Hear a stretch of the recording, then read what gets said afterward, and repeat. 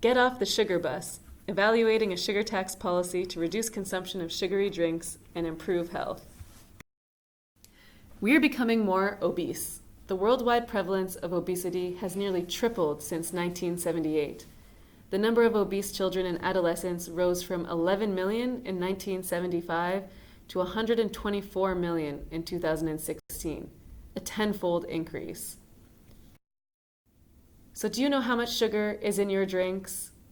You can see in the diagram to the left that a vanilla latte has 11 teaspoons of sugar and fruit punch almost 20 teaspoons of sugar.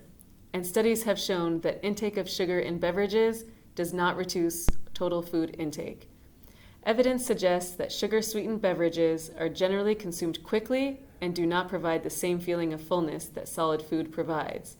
So as we drink those sodas and that sweet tea, we're not reducing our total food intake, and our overall calorie consumption is higher.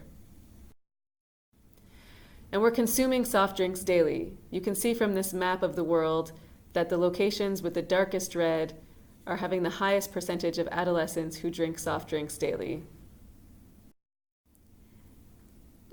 Dietary sugar has a negative impact on health. It has been demonstrated that dietary sugar is involved in epidemics of obesity and diabetes. People who consume sugary drinks regularly, which means 1 to 2 cans a day or more, have a 26% greater risk of developing type 2 diabetes than people who rarely consume such drinks. For example, a study in China found that participants with high consumption of sugar beverages had higher likelihood of abdominal obesity, the most dangerous kind of obesity. Taxes on sugary drinks. Why we do it?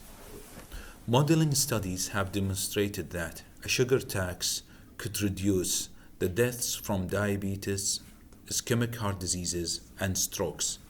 In addition to that, the sugar tax can lead to lowering the healthcare expenditure and the out-of-pocket payments spent on healthcare services due to chronic illnesses. In addition to that, studies also have indicated a sugar tax could be beneficial to reduce consumption and improve health. The impact can affect both the highest and the lowest socioeconomic groups, depending on each country that the study is conducted in. And in general, taxes and subsidies influence consumption in the desired direction, with larger taxes being associated with more significant changes in consumption, body weight, and disease incidence. Who's done it? Several countries have adopted and implemented the sugar tax.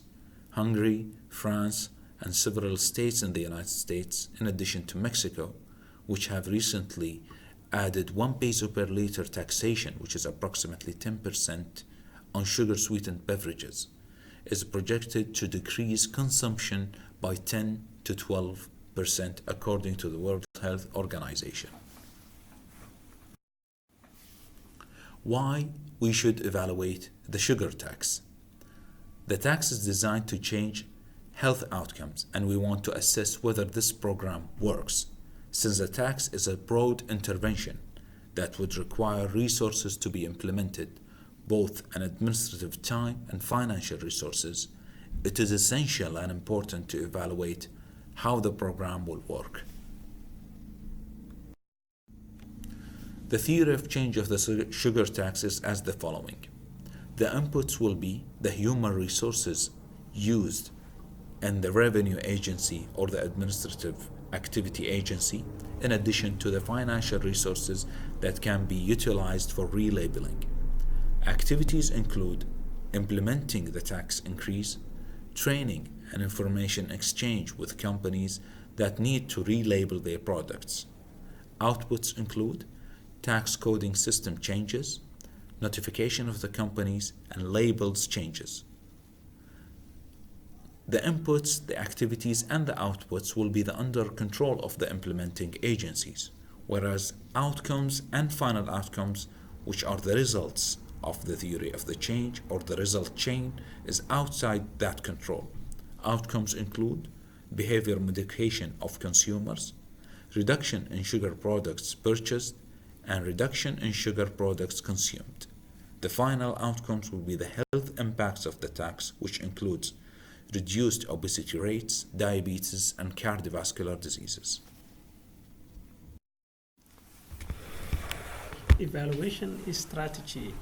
In order to evaluate the intervention of a tax, tax can be applied at a different levels, including from city level, state level, or at country level. We need to have two groups, treatment group with a tax and a control group without tax, so that we could evaluate the impact. Since we are at the planning stage, we elected to use a randomized controller trial. We recommend randomizing cities in one state in order to evaluate before scaling it up to a whole country level. We'll do random sampling from cities to create our study sample. The study will take place approximately 5 years and will be monitoring consumption of sugar sweetened beverages annually. We'll perform multivariate linear regression analysis since the outcome is non-binary. The data sources. Outcome data would be sales data for purchasing, survey data for consumption for monitoring, and self-reported number of beverages by the consumers. The final outcome is health data includes BMI or body mass index, a prevalence of diabetes in that particular community, and a prevalence of coronary artery disease as well as a prevalence of ischemic strokes. The covariates, so demographic data includes socioeconomic stats, age, ethnicity, location, and educational level. And lastly, advertising by manufacturing companies. This is an overview of evaluation strategy, which is sugar sweetened beverage tax leading to positive health outcomes.